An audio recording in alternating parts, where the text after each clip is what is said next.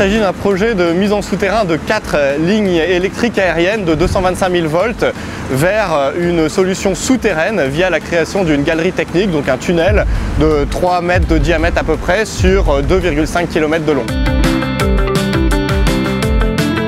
On va supprimer environ 15 km de lignes aériennes qui parcourent les communes de Saint-Denis, l'île Saint-Denis et Villeneuve-la-Garenne.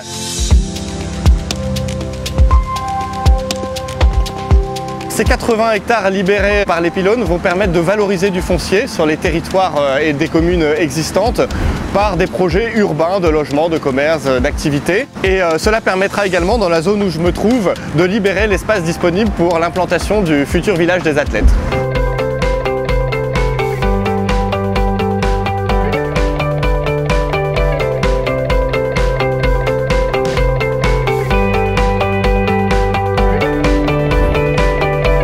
L'opération du jour derrière nous, c'est la réalisation des parois moulées.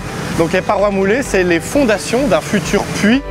Avant de ramener le tunnelier pour construire la galerie, on va d'abord creuser un puits d'entrée. Et pour creuser ce puits d'entrée, qu'on est obligé de faire de grande profondeur, environ 50 mètres, il faut créer ces fondations. Et ces parois moulées, c'est 8 grands panneaux de béton qui vont être coulés dans le sol pour permettre ensuite de venir terrasser à l'intérieur du puits. Ce projet, c'est un chantier exceptionnel pour RTE, et ce à plusieurs titres. D'abord parce qu'on se situe dans une zone très urbanisée qui est criblée d'infrastructures de transport et qui rend complexe l'organisation de la logistique.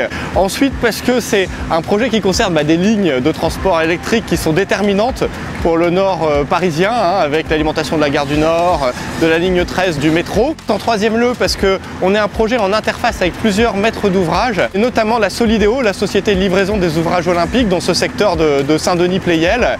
Et enfin en termes de délai, puisque l'échéance on la connaît tous, c'est 2024.